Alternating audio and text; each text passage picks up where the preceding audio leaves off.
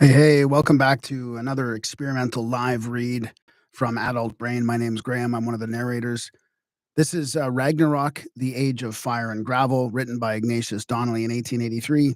One of Randall Carlson's recommendations in regards to Atlantis and the cataclysm that supposedly happened during the Younger Dryas, that type of thing. Today we'll be reading chapters 4, 5, and 6. So, what was it caused by icebergs? Was it caused by glaciers? Was it caused by a continental ice sheet? I'll be editing it just as a warning. I'll be editing it as we go along. Either way, I have to track my mistakes, so I'm just going to edit it quickly as we go. So it will be interrupted with my mistakes and hopefully not too many pronunciation errors. So yeah, let's jump into it. Chapter 4.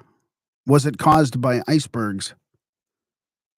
We come now to a much more reasonable hypothesis, and one not without numerous advocates even to this day, to wit, that the drift deposits were caused by icebergs floating down in deep water over the sunken land, loaded with debris from the Arctic shores, which they shed as they melted in the warmer seas of the south.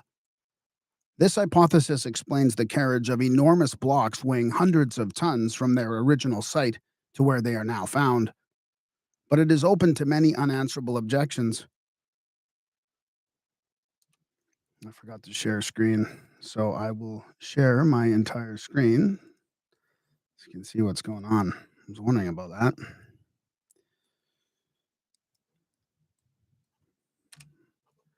This is how the sausage is made. Open to many unanswerable objections. Okay, let's see here. Sorry about that.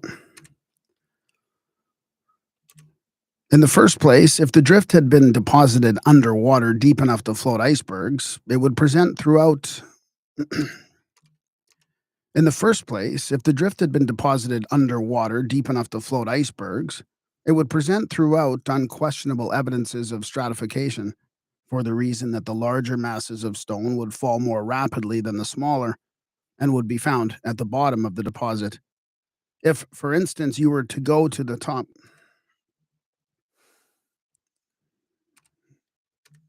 If, for instance, you were to go to the top of a shot tower filled with water and let loose at the same moment a quantity of cannonballs, musket balls, pistol balls, duck shot, reed bird shot, and fine sand all mixed together, the cannonballs would reach the bottom first, and the other missiles in the order of their size. And the deposit at the bottom would be found to be regularly stratified, with the sand and the finest shot on top. But nothing of this kind is found in the drift, especially in the till.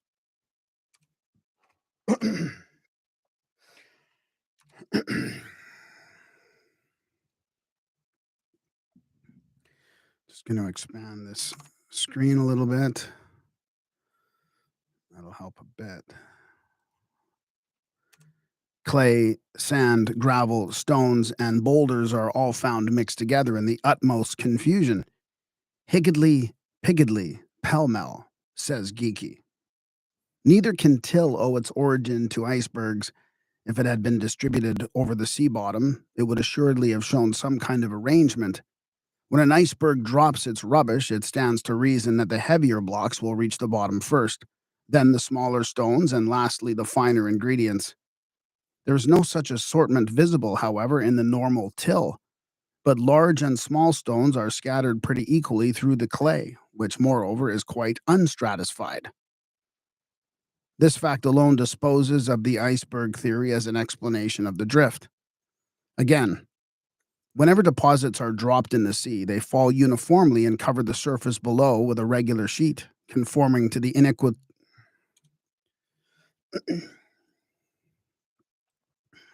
This fact alone. Again, just going to redo that spot. Again, whenever deposits are dropped in the sea, they fall uniformly and cover the surface below with a regular sheet conforming to the inequalities of the ground, no thicker in one place than another. But in the drift, this is not the case. The deposit is thicker in the valleys and thinner on the hills, sometimes absent altogether on the higher elevations. The true boulder clay is spread out over the region under consideration as a somewhat widely extended and uniform sheet, yet it may be said to fill up all small valleys and depressions, and to be thin or absent on ridges or well, that whole quote's going to have to be done again. Yet it may be said. This is happens all the time where it's the very end of the sentence that I make a mistake on, and the whole thing has to be redone. The true boulder clay is spread out over the region under consideration as a somewhat widely extended and uniform sheet, yet it may be said to fill up all small valleys and depressions, and to be thin or absent on ridges or rising grounds. That is to say, it fell as a snowstorm falls, driven by high winds, or as a semi fluid mass might be supposed to fall, draining down from the elevations and filling up the hollows. Again, the same difficulty presents itself which we found in the case of the waves of transplantation. Where did the material of the drift come from? On what seashore, in what riverbeds, was this incalculable mass of clay, gravel, and stones found? Again, if we suppose the supply to have existed on the Arctic coasts, the question comes, would the icebergs have carried it over the face of the continents? Mr. Kroll has shown very clearly that the icebergs nowadays usually sail down into the oceans without a scrap of debris of any kind upon them. Again, how could the icebergs have made the continuous scratchings of striae found under the drift nearly all over the continents of Europe and America? Why, say the advocates of this theory, the icebergs press upon the bottom of the sea, and with the stones adhering to their base, they make those striae? But two things are necessary to this. First, that there should be a force great enough to drive the berg over the bottom of the sea when it is once grounded. We know of no such force. On the contrary, we do know that wherever a berg grounds, it stays until the rocks itself to pieces or melts away. On the, con- on the contrary, we do know that wherever a berg grounds, it stays until it rocks itself to pieces or melts away. But suppose there was such a propelling force, then it is evident that whenever the iceberg floated clear of the bottom, it would cease to make the striae, and would resume then only when it nearly stranded again.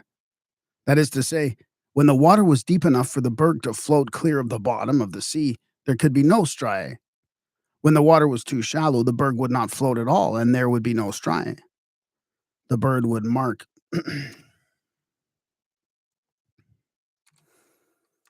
The berg would mark the rocks only where it neither floated clear nor stranded. Hence, we would find striae only at a certain elevation, while the rocks below or above that level would be free from them. But this is not the case with the drift markings. They pass over mountains and down into the deepest valleys. They are universal within very large areas. They cover the face of continents and disappear under the waves of the sea. It is simply impossible that the drift were caught. It is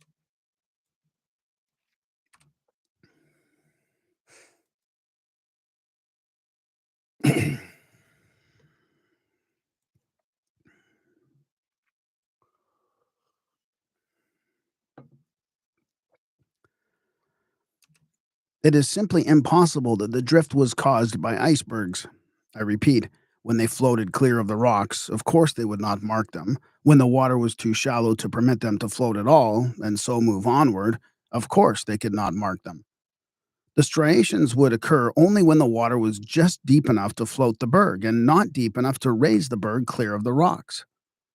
And but small part of the bottom of the sea could fill the and but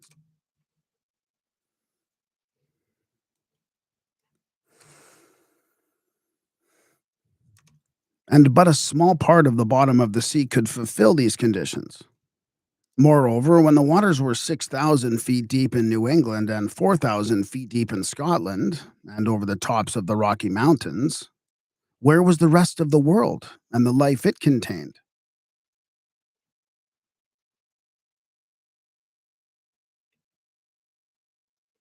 Chapter 5.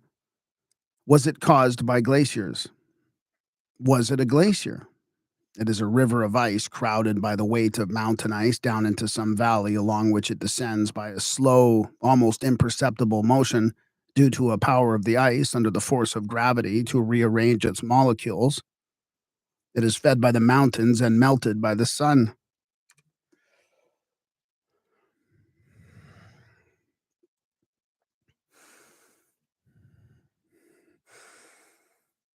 The glaciers are local in character and comparatively few in number. They are confined to valleys having some general slope downward. The whole alpine mass does not move down upon the plain. The movement downward is limited to these glacier rivers.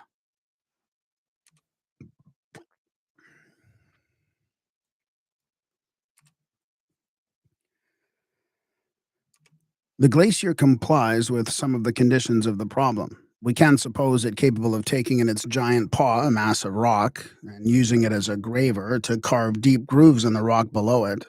And we can see it in a great agency for breaking up rocks and carrying the detritus down upon the plains. But here the resemblance ends. That high authority upon this subject, James Geeky, says, but we cannot fail to remark that, although scratched and polished stones occur not infrequently in the frontal moraines of alpine glaciers, yet at the same time these moraines do not at all resemble till. The moraine consists for the most part of a confused heap of rough, angular stones and blocks, and loose sand and debris. Scratched stones are decidedly in the minority, and indeed a close search will often fail to show them. Clearly, then, the till is not of the nature of a terminal moraine. Each stone in the till gives evidence of having been subjected to a grinding process. We look in vain, however, among the glaciers of the Alps for such a deposit. The scratched stones we may occasionally find, but where is the clay? It is clear that the conditions for the gathering of a stony clay like the till do not obtain, as far as we know, among the alpine glaciers. There's too much water circulating below the ice there to allow any considerable thickness of such a deposit to accumulate. But it is questionable whether the glaciers do press with a steady force upon the rocks beneath so as to score them. As a rule, the base of the glacier is full of water. Rivers flow from under them. The opposite picture from Professor Winchell's Sketches of Creation, page 223, does not represent a mass of ice hugging the rocks, holding in its grasp great gravers of stone with which to cut the face of the rocks into deep grooves and to deposit an even coating of rounded stones and clay over the face of the earth. On the contrary, here are only angular masses of rock and a stream which would certainly wash away any clay which might be formed. Let Mr. Dawkins state the case. The hypothesis upon which the southern extension is founded, that the boulder clays have been formed by ice melting on the land, is open to this objection, that no similar clays have been proved to have been so formed, either in the Arctic regions where the ice sheet has retreated, or in the districts forsaken by glaciers in the Alps or Pyrenees, or in any other mountain chain. The English boulder clays as a whole differ from the moraine profonde in their softness and the large area which they cover. Strata of boulder clay at all comparable to the great clay mantle covering the lower grounds of Britain north of the Thames are conspicuous by their absence from the glaciated regions of Central Europe and the Pyrenees, which were not depressed beneath the sea. Moreover, the drift, especially the till, lies in great continental sheets of clay and gravel, of comparatively uniform thickness. The glaciers could not form such sheets. They deposited their material in long ridges called terminal moraines.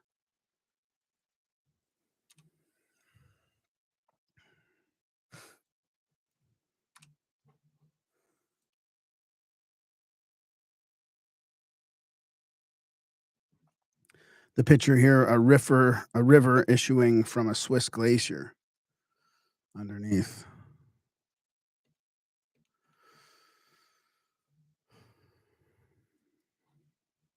Check, check. Agassiz.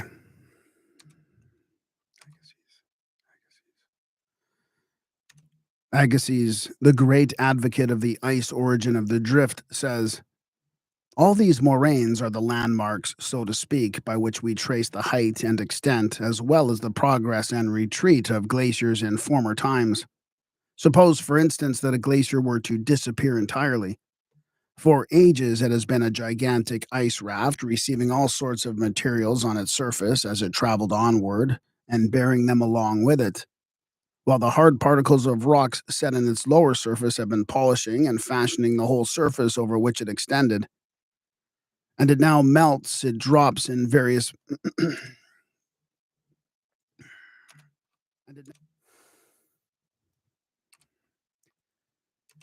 as it now melts, it drops its various burdens to the ground.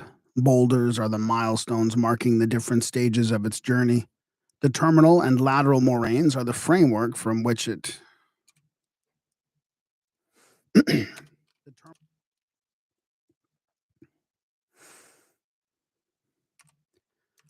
the terminal and lateral moraines are the framework which it erected around itself as it moved forward, and which define its boundaries centuries after it had vanished. Here's a picture of the terminal moraine. There's a really, really good shot of this in North Washington, the state, right near Soap Lake. It's quite amazing to see on the map, on the Google Maps now.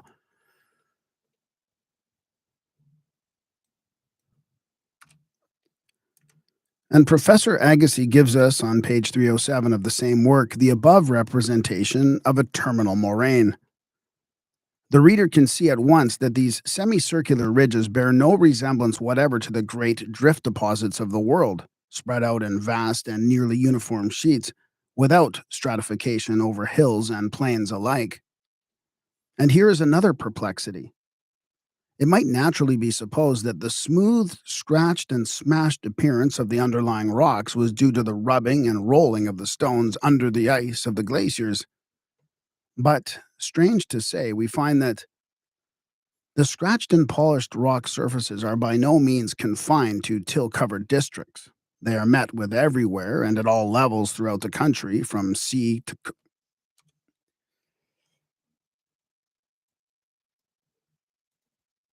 they are met. Hmm.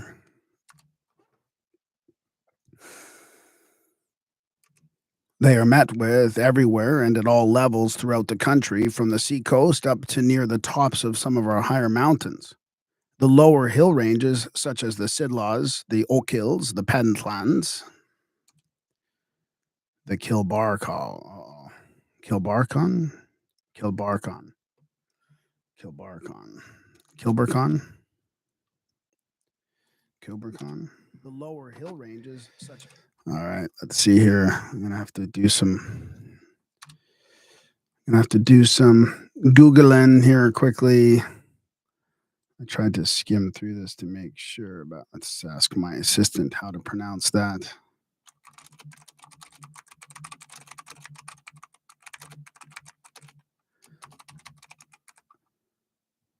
Kilbarcon, maybe? Kilbarcon? Scottish place name. Pronunciation follows Scottish patterns, is typically pronounced Kilbarcon. Yeah, Kilbarcon. I should have just Pentlands, Kilbarcon, Ochils, Ochils. Okay. I had it right, but I better double check. Mountains. All right. The lower hill ranges, such as the Sidlaws, the Ochils, the Pentlands, the Kilbarcon, and Paisley Hills, and others, exhibit polished and smoothed rock surfaces on their very crest. Similar markings streak and score the rocks up to a great height in the deep valleys of the highlands. We can realize in our imagination the glacier of the mountain valley crushing and marking the bed in which it moves, or even the plain on which it discharges itself. But it is impossible to conceive of a glacier upon the bare top of a mountain without walls to restrain it or direct its flow, or higher ice accumulations to feed it. Again, if glaciers descended as they did on both sides of the great alpine ranges, then we would expect to find the same results on the plains of the northern Italy that present themselves on the low grounds of Switzerland. But this is not the case. On the plains of Italy, there are no traces of the stony clay found in Switzerland and all over Europe. Neither are any of the stones of the drift of Italy scratched.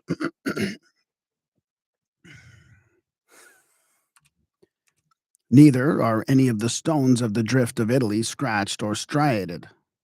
But strange to say, while, as Geeky admits, no true till or drift is now being formed by or under the glaciers of Switzerland, nevertheless, till is found in that country disassociated from the glaciers.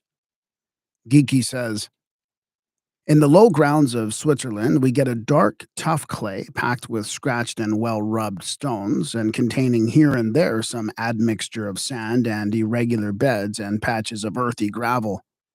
This clay is quite unstratified, and the strata upon which it rests frequently exhibit much confusion, being turned up on end and bent over, exactly as in this country the rocks are sometimes broken and disturbed below till. The whole deposit has experienced much denudation. Got to do that word again. The whole deposit has experienced much denudation, but even yet it covers considerable areas and attains a thickness varying from a few feet up to not less than 30 feet in thickness. Here, then, are the objections to this theory of the glacier origin of the drift.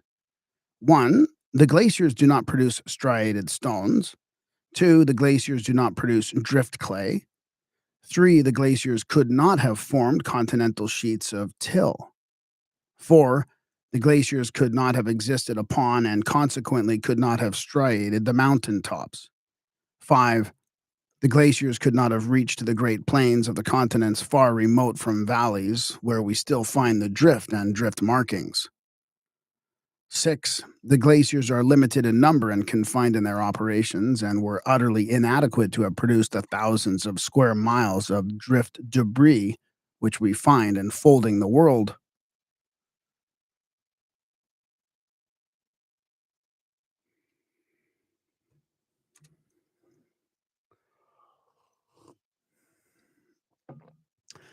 So, last chapter for today. This one's a bit of a long one. It's going to probably be a half hour at least on its own here.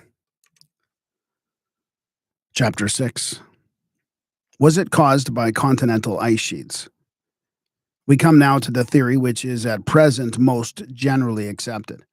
It being apparent that glaciers were not adequate to produce the results which we find, the glacialists have fallen back upon an extraordinary hypothesis, to wit, that the whole north and south regions of the globe, extending from the poles to 35° or 40° of north and south latitude, were, in the drift age, covered with enormous continuous sheets of ice, from 1 mile thick at its southern margin to 3 or 5 miles thick at the poles.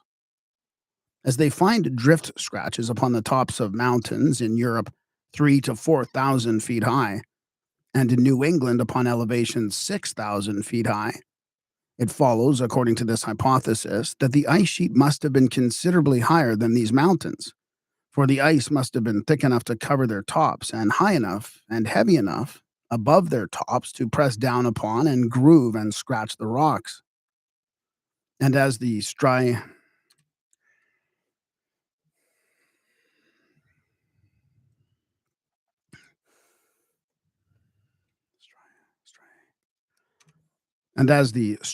in northern Europe were found to disregard the conformation of the continent and the islands of the sea, it became necessary to suppose that this polar ice sheet filled up the bays and seas, so that one could have passed dry shod in that period from France to North Pole, over a steadily ascending plain of ice. No attempt has been made to explain where all this ice came from, or what force lifted the moisture into the air which, afterward descending, constituted these world cloaks of frozen water.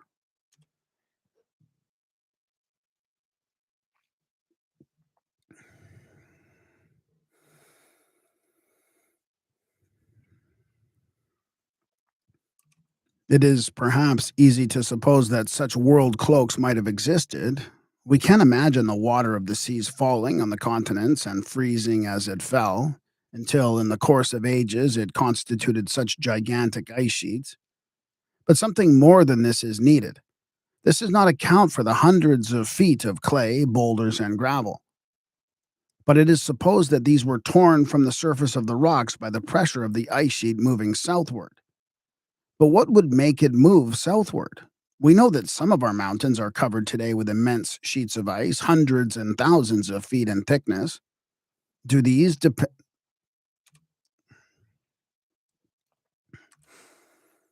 do these descend upon the flat country? No, they lie there and melt and are renewed, kept in equipoise by the contending forces of heat and cold. Why should the ice sheet move southward?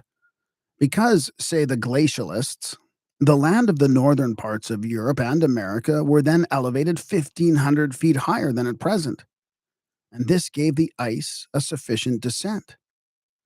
But what became of that elevation afterward? Why, it went down again. It had accommodatingly performed its function, and then the land resumed its old place. But did the land rise up in this extraordinary fashion? Kroll says, the greater elevation of the land in the ice period is simply assumed as an hypothesis to account for the cold. The facts of geology, however, are fast establishing the opposite conclusion, viz., that when the country was covered with ice, the land stood in relation to the sea at a lower level than at present, and that the continental periods or times when the land stood in relation to the sea at a higher level than now were the warm interglacier periods when the country was free of snow and ice, and a mild and equable condition of climate prevailed. This is the conclusion toward which we are being led by the more recent revelations of surface geology, and also by certain facts connected with the geographical distribution of plants and animals during the glacial epoch. H.B. Norton says, when we come to study the cause of these phenomena, we find many perplexing and contradictory theories in the field. A favorite one is that of vertical elevation. But it seems impossible to admit that the circle enclosed within the parallel of 40 degrees, some 7,000 miles in diameter, could have been elevated to such a height as to produce this remarkable result. This would be a supposition hard to reconcile with the present proportion of land and water on the surface of the globe, and with the phenomena of terrestrial contraction and gravitation.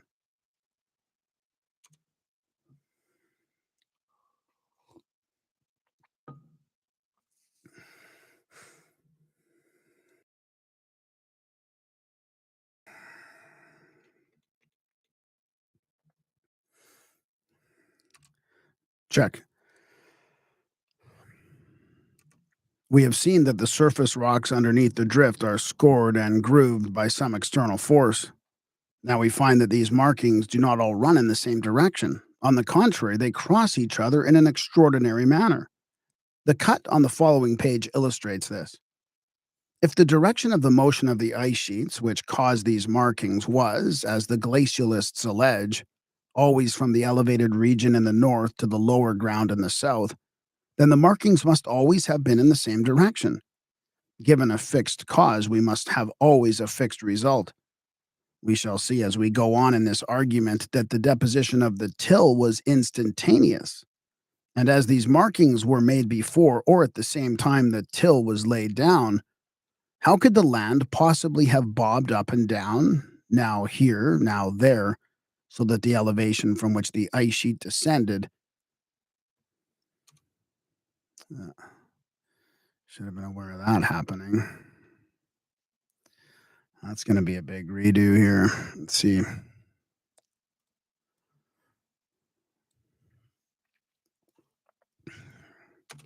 How could the land Let's see. I'm going to go back a ways here. And as these markings were made, I could have foreseen that coming.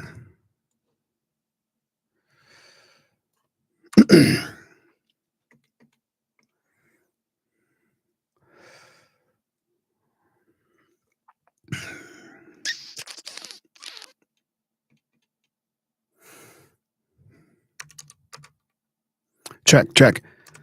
And as these markings were made before or at the same time the till was laid down, How could the land was what? Oh, missed that whole line there. Okay, I'm gonna go back even farther here.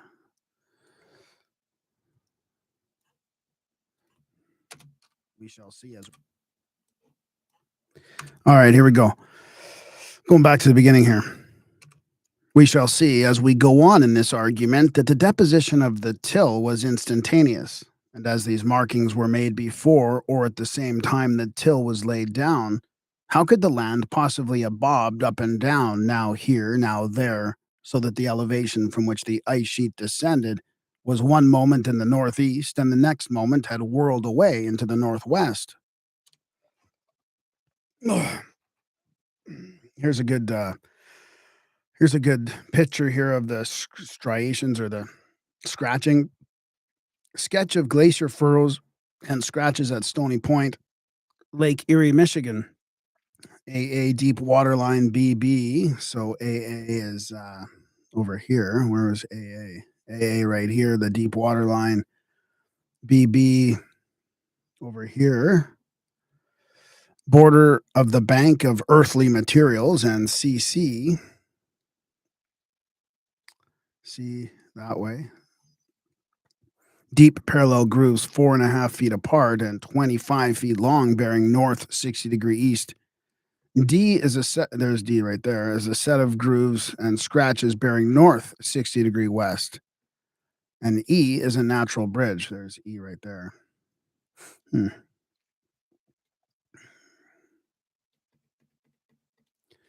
right. Back to the recording. As the poet says, will these trees that have outlived the eagle page thy steps and skip when thou pointst out? What? Pointst out. As the poet says, will these trees that have outlived the eagle page thy steps and skip when thou pointst out? But if the point of elevation was whisked away from the east to west, how could an ice sheet a mile thick instantaneously adapt itself to the change? For all these markings took place in the interval between the time when the external force, whatever it was, struck the rocks, and the time when a sufficient body of till had been laid down to shield the rocks and prevent further wear and tear. Neither is it possible to suppose an ice sheet a mile in thickness moving in two diametrically opposite directions at the same time. Again, the ice sheet theory requires an elevation in the north and a descent southwardly, and it is this descent southwardly which is supposed to have given the momentum and movement by which the weight of the superincumbent mass of ice tore up, plowed up, ground up, and smashed up the face of the surface rocks, and thus formed the drift and made the striae. But unfortunately, when we come to apply this theory to the facts, we find that it is the north sides of the hills and mountains that are striated, while the south sides have gone scot-free. Surely, if weight and motion made the drift, then the grooves caused by weight and motion must have been more distinct upon a declivity than upon an ascent. The schoolboy toils patiently and slowly up the hill with his sled, but when he descends, he comes down with railroad speed, scattering the snow before him in all directions. But here we have a schoolboy that tears and scatters things going uphill and sneaks downhill snail fashion. Professor Hitchcock remarks that Mount Modern. That's going to be a redo. Let's see here. Professor.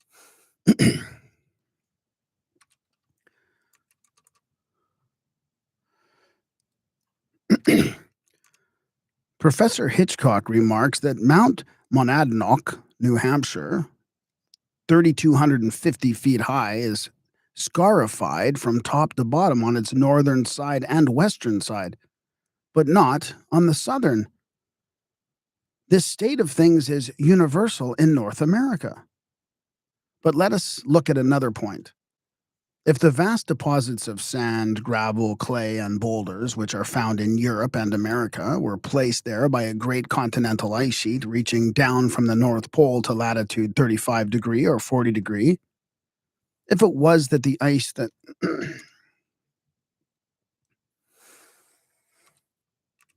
If it was the ice that tore and scraped up the face of the rocks and rolled the stones and striated them and left them in great sheets and heaps all over the land, then it follows as a matter of course that in all the regions equally near the pole and equally cold in climate, the ice must have formed a similar sheet and in like manner have torn up the rocks and ground them into gravel and clay. This conclusion is irresistible. If the cold of the north caused the ice and the ice caused the drift, then in all the cold northlands there must have been ice, and consequently there ought to have been drift. If we can find, therefore, any extensive cold region of the earth where the drift is not, then we cannot escape the conclusion that the cold and the ice did not make the drift. Let us see. One of the coldest regions of the earth is Siberia. It is a vast tract reaching to the Arctic Circle. It is the north part of the continent of Asia. It is intersected by great mountain ranges. Here, if anywhere, we should find the drift. Here, if anywhere, was the ice field, the sea of ice. It is more elevated and more mountainous than the interior of North America, where the drift deposits are extensive. It is nearer the pole than New York and Illinois, covered as these are, with hundreds of feet of debris, and yet there is no drift in Siberia. I quote from a high authority and a firm believer in the theory that glaciers or ice sheets caused the drift. James Geeky says, "It is remarkable that nowhere in the Great Plains of Siberia do any traces of glacial action appear to have been observed. If cones and mounds of gravel and great erratics like those that sprinkle so wide an area in northern America and northern Europe had occurred, they would hardly have failed to arrest the attention of explorers. Middendorf does indeed mention the occurrence of trains of large erratics which he observed along the banks." Midden-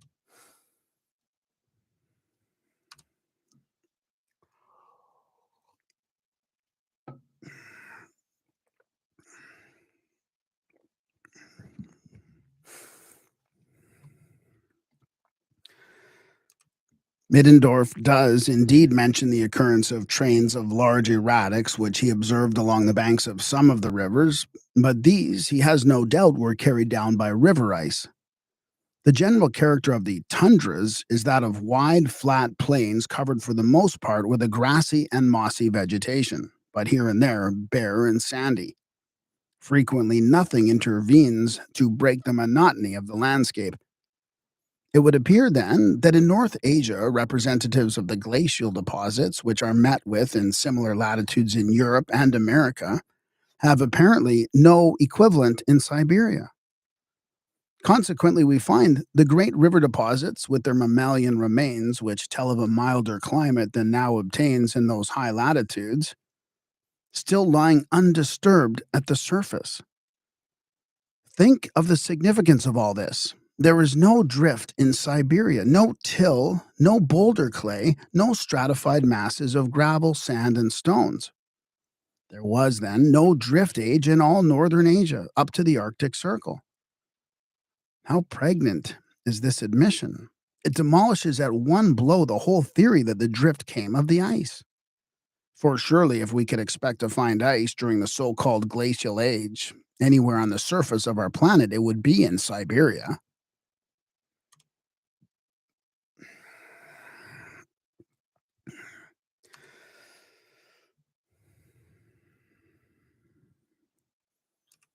But if there was an ice sheet there, it did not grind up the rocks, it did not striate them, it did not roll the fragments into boulders and pebbles. It rested so quietly on the face of the land that, as Geeky tells us, the pre-glacial deposits throughout Siberia, with their mammalian remains, are still found lying undisturbed on the surface. And he even thinks that the great mammals, the mammoth and the woolly rhinoceros, may have survived in North. And he check, check. And he even thinks that the great mammals, the mammoth and the woolly rhinoceros, may have survived in northern Asia down to a comparatively recent date, ages after they are crushed out of existence by the drift of Europe and America. Mr. Geeky seeks to account for this extraordinary state of things by supposing that the climate of Siberia was, during the glacial age, too dry to furnish snow to make the ice sheet. But when it is remembered that there was moisture enough, we are told, in northern Europe and America at that time to form a layer of ice from 1 to 3 miles in thickness, it would certainly seem that enough ought to have blown across the eastern line of European Russia to give Siberia a fair share of ice and drift. The explanation is more extraordinary than the thing explains. 1/3 of the water of all the oceans must have been carried up and was circulating around in the air to descend upon the earth in rain and snow, and yet none of it fell on northern Asia. And as the line of the continents separating Europe and Asia had not yet been established, it cannot be supposed that the drift refused to enter Asia out of respect to the geographical lines. But not alone is the drift absent from Siberia and probably all Asia, it does not extend even over all Europe. Louis Figuier says that the traces of glacial action are observed in all the north of Europe, in Russia, Iceland, Norway, Prussia, the British Islands, part of Germany in the north, and even in some parts of the south of Spain. Monsieur Edouard Coulomb finds only a shred of the glacial evidences in France and thinks they were absent from part of Russia. And even in North America, the drift is not found everywhere. There is a remarkable region embracing a large area in Wisconsin, Iowa, and Minnesota, which Professor J.D. Whitney calls the driftless region, in which no drift, no clays, no gravel,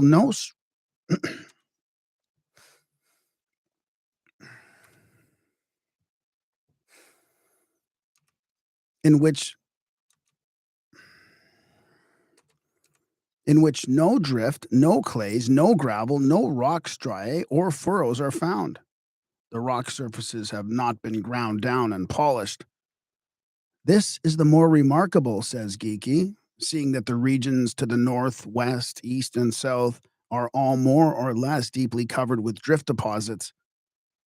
And in this region, as in Siberia, the remains of the large extinct mammalia are found embedded in the surface wash, or in cracks or crevices of the limestone. If the drift of North America was due to the ice sheet, why is there no drift deposit in the driftless region of the northwestern states of America? Surely this region must have been as cold as Illinois, Ohio, etc. It is now the coldest part of the Union. Why should the ice have left this oasis and refused to form on it? Or why, if it did form on it, did it refuse to tear up the rock surfaces and form drift? Again, no traces of northern drift are found in California, which is surrounded by high mountains, in some of which fragments of glaciers are found even to this day. According to Foster, the drift did not extend to Oregon, and in the opinion of some, it does not reach much beyond the western boundary of Iowa. Nor can it be supposed that the driftless regions of Siberia, northwestern America, and the Pacific coast are due to the absence of ice upon them during the glacial age. For in Siberia, the remains of the great mammalia, the mammoth, the woolly rhinoceros, the bison, and the horse are found to this day embedded in great masses of ice, which, as we shall see, are supposed to have been formed around them at the very coming of the drift age. But there is another difficulty.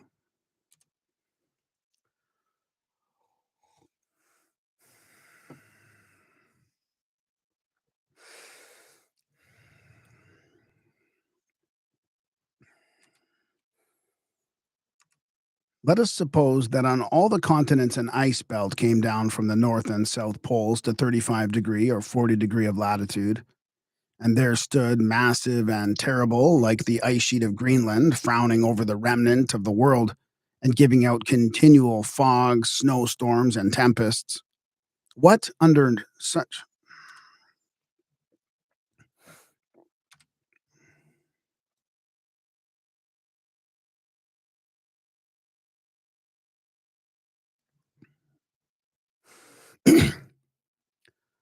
What, under such circumstances, must have been the climatic conditions of the narrow belt of land which these ice sheets did not cover?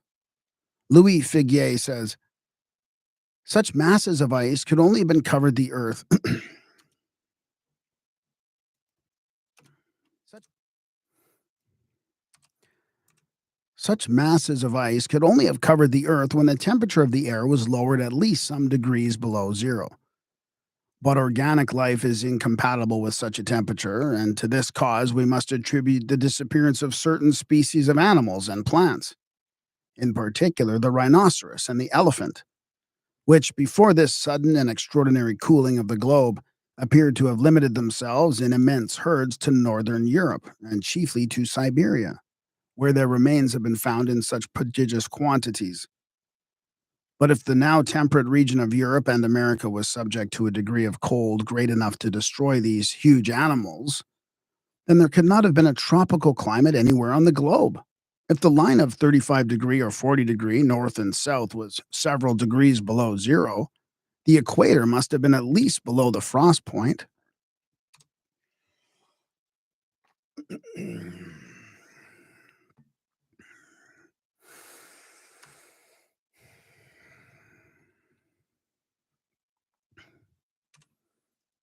And if so, how can we account for the survival to our own time of innumerable tropical plants that cannot stand for one instant the breath of frost, and whose fossilized remains are found in the rocks prior to the drift? As they lived through the glacial age, it could not have been a period of great and intense cold, and this conclusion is in accordance with the results of the latest researches of the scientists. In his valuable studies upon the diluvial flora, Count Gaston de Saporta concludes that the climate in this period was marked rather by extreme moisture than extreme cold. Again, where did the clay, which is deposited in such gigantic masses, hundreds of feet thick, over the continents come from? We have seen, page 18 ante, that according to Mr. Dawkins, no such clay has been proved to have been formed either in the Arctic regions whence the ice sheet has retreated or in the districts forsaken by the glaciers. If the Arctic ice sheet does not create such a clay now, why did it create it centuries ago? if the Arctic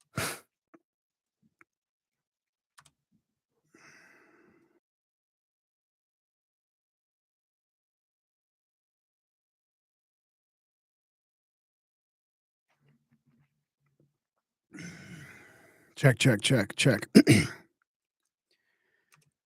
If the Arctic ice sheet does not create such a clay now, why did it create it centuries ago on the plains of England or Illinois? The other day I traveled from Minnesota to Cape May on the shore of the Atlantic, a distance of about 1,500 miles. At scarcely any point was I out of sight of the red clay and gravel of the drift.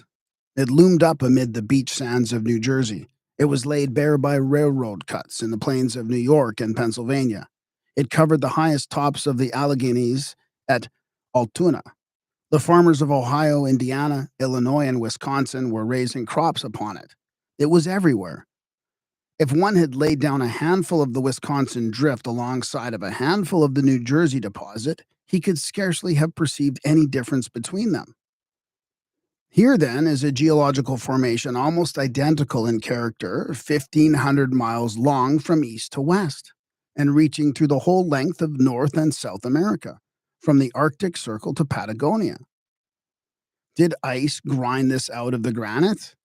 Where did it get the granite? The granite reaches the surface only in limited areas. As a rule, it is buried many miles in depth underneath the sedimentary rocks. How did the ice pick out its materials so as to grind nothing but granite? This deposit overlies limestone and sandstone. The ice sheet rested upon them. Why were they not ground up with the granite? Did the ice intelligently pick out a peculiar kind of rock, and that the hardest of them all? But here's another marvel. The clay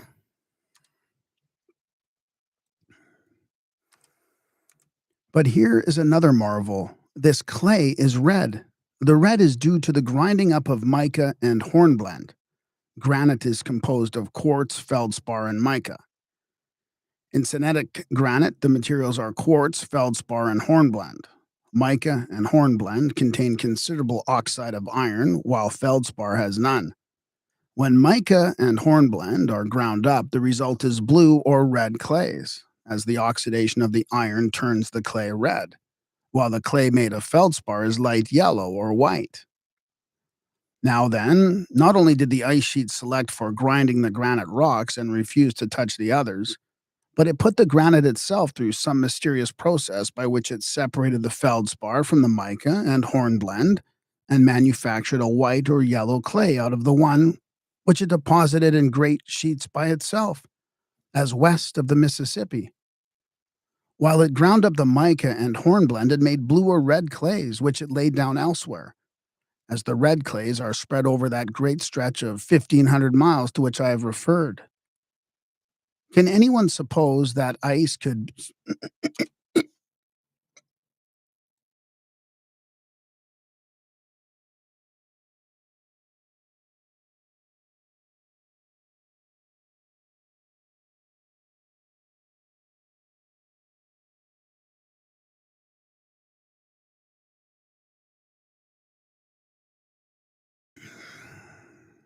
All right.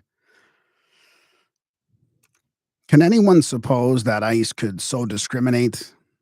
And if it by any means affected the separation of the particles of granite indissolubly knit together, how could it perpetuate that separation while moving over the land, crushing all beneath and before it, and leave it on the face of the earth free from commixture with the surface rocks?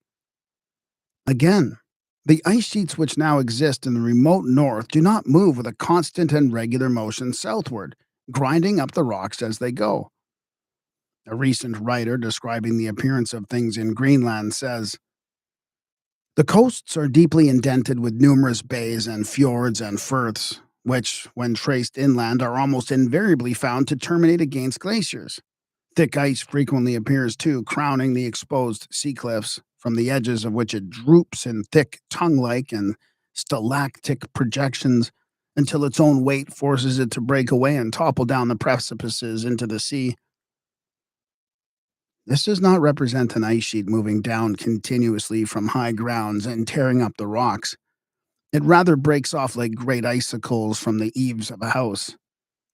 Again, the ice sheets today do not stride or groove the rocks over which they move."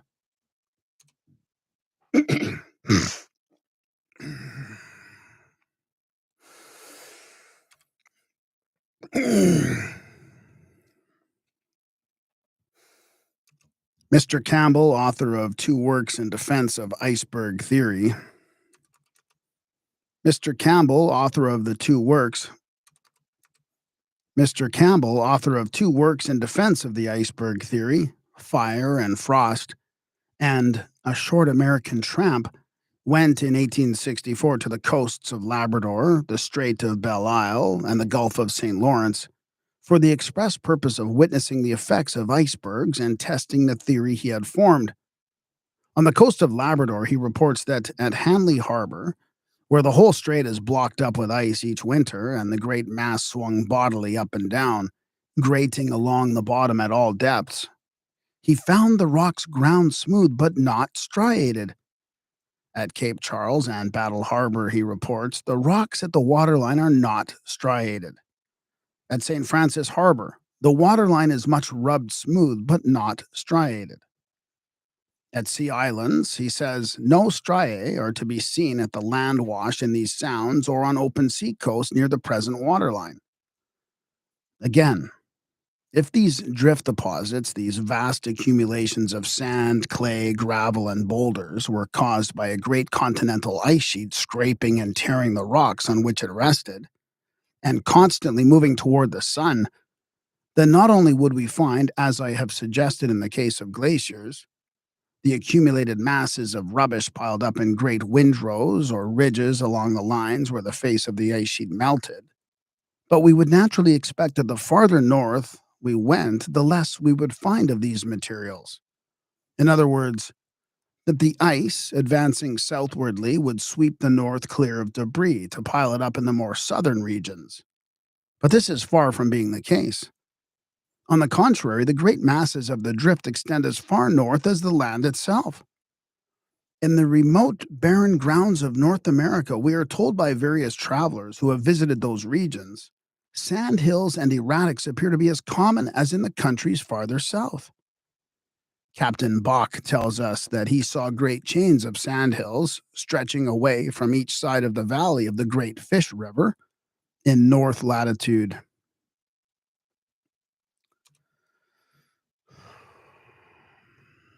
Is that 66 degrees? 66. That looks like a 6.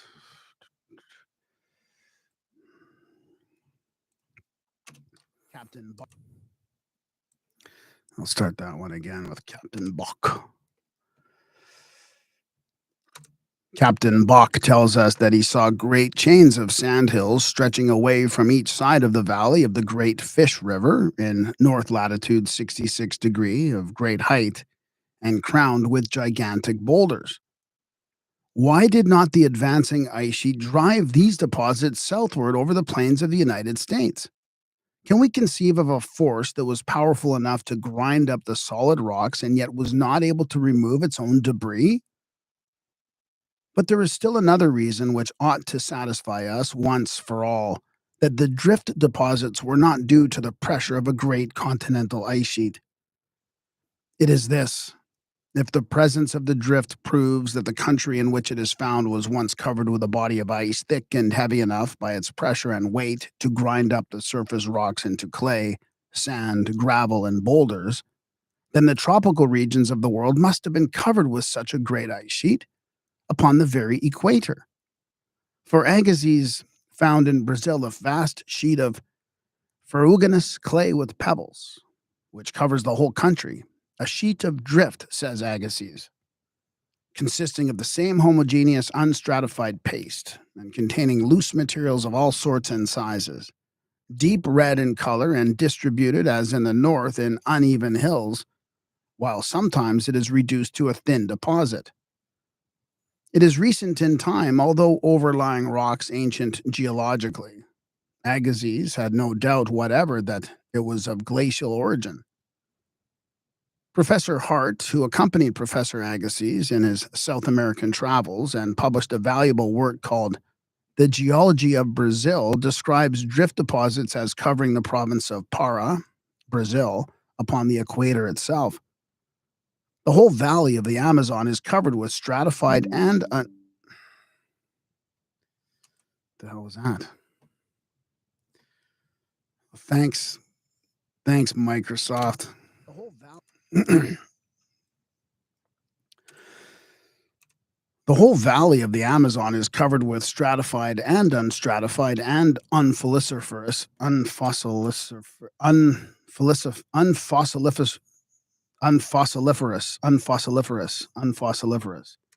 The whole valley of the Amazon is covered with stratified and unstratified and unfossiliferous drift, and also with a peculiar drift clay, plastic and streaked. Professor Hart gives a cut from which I copy the following representation of drift clay and pebbles overlying a gneiss hillock of the Serra do Mar, Brazil. And here is the picture of the drift deposits in the tropics. Drift clay, angular fragments of quartz. That's the FF there. And then see the sheets of pebbles. Where's that over there? The sheets of pebbles. DD is gneissus in situ. I guess that would be that stuff. And then quartz and granite veins traversing the gneiss.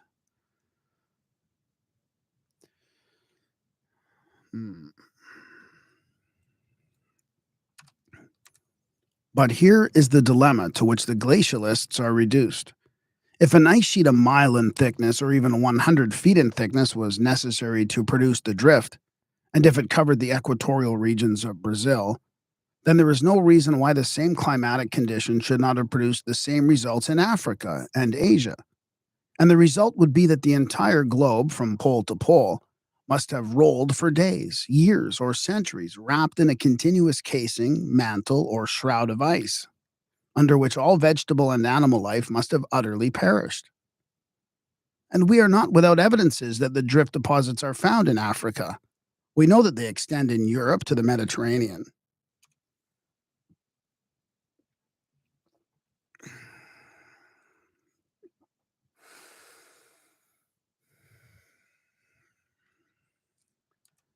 The Journal of the Geographical Society, British, has a paper by George Mann, FGS, on the geology of Morocco, in which he says glacial moraines may have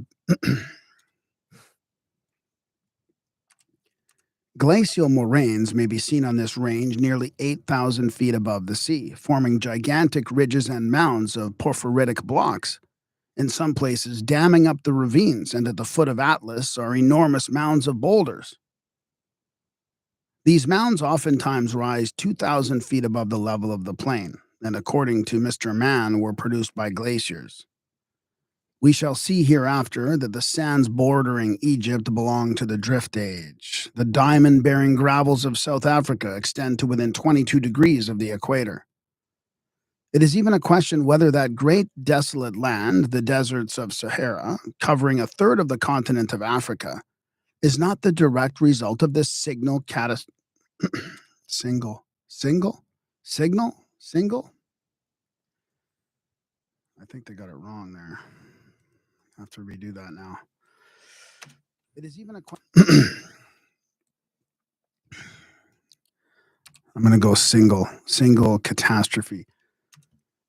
It is even a question whether that great desolate land, the desert of Sahara, covering a third of the continent of Africa, is not the direct result of this single catastrophe.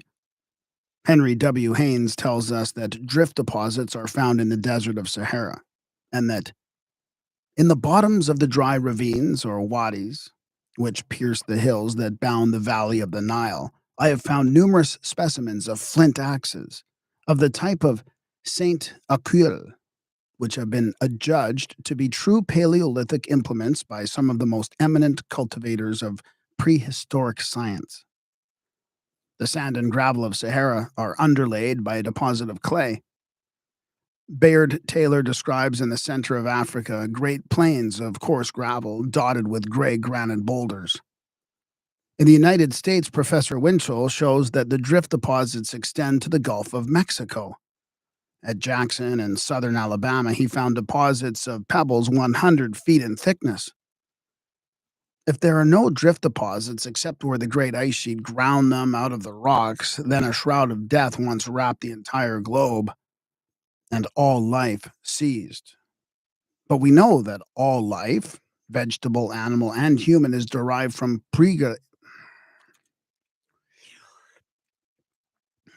But we know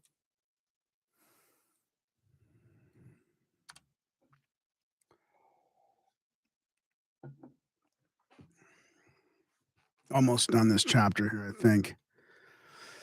Yeah, 2 pages left here. But we know that all life, vegetable, animal, and human, is derived from preglacial sources. Therefore, animal, vegetable, and human life did not perish in the drift age. Therefore, an ice sheet did not wrap the world in its death pall. Therefore, the drift deposits of the tropics were not due to an ice sheet. Therefore, the drift deposits of the rest of the world were not due to ice sheets. Therefore, we must look elsewhere for their origin. There is no escaping these conclusions. Agassiz himself says, describing the glacial age, all the springs were dried up, the rivers ceased to flow. To the movements of a numerous and animated creation succeeded the silence of death. If the verdure was covered with ice a mile in thickness, all animals that lived on vegetation of any kind must have perished. Consequently, all carnivores which lived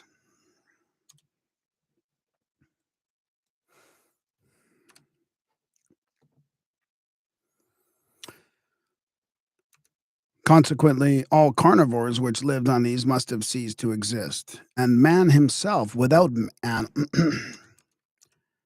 Consequently, all carnivores which lived on these must have ceased to exist, and man himself without animal or vegetable food must have disappeared forever.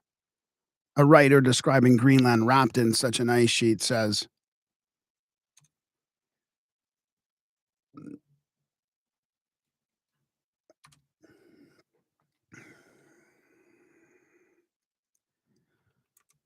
the whole interior seems to be buried beneath a great depth of snow and ice, which loads up the valleys and wraps over the hills.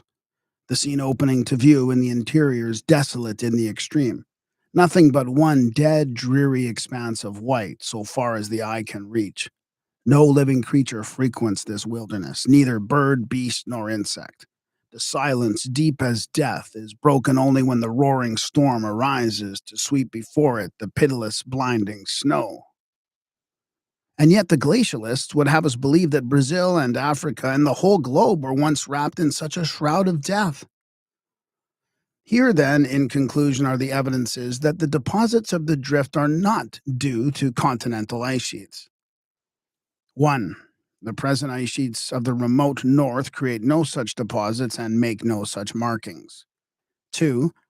A vast continental elevation of land surfaces at the north was necessary for the ice to slide down, and this did not exist. 3. The ice sheet, if it made the drift markings, must have scored the rocks going uphill, while it did not score them going downhill. 4. If the cold formed the ice and the ice formed the drift, why is there no drift in the coldest regions of the earth, where there must have been ice? 5. Continental ice belts reaching to 40 of latitude would have exterminated all tropical vegetation. It was not exterminated, therefore such ice sheets could not have existed. 6. The drift is found in the equatorial regions of the world. If it was produced by an ice sheet in those regions, all preglacial forms of life must have perished. But they did not perish. Therefore, the ice sheet could not have covered these regions and could not have produced the drift deposits there found. In brief, the drift is not found where ice must have been and is found where ice could not have been. The conclusion, therefore, is irresistible that the drift is not due to ice.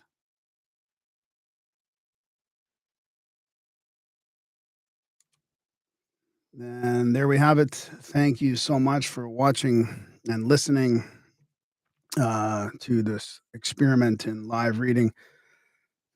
Tomorrow, I'm going to do the next 3 chapters of this book and just keep picking away at it. So that would be chapter 7, the drift, a gigantic catastrophe.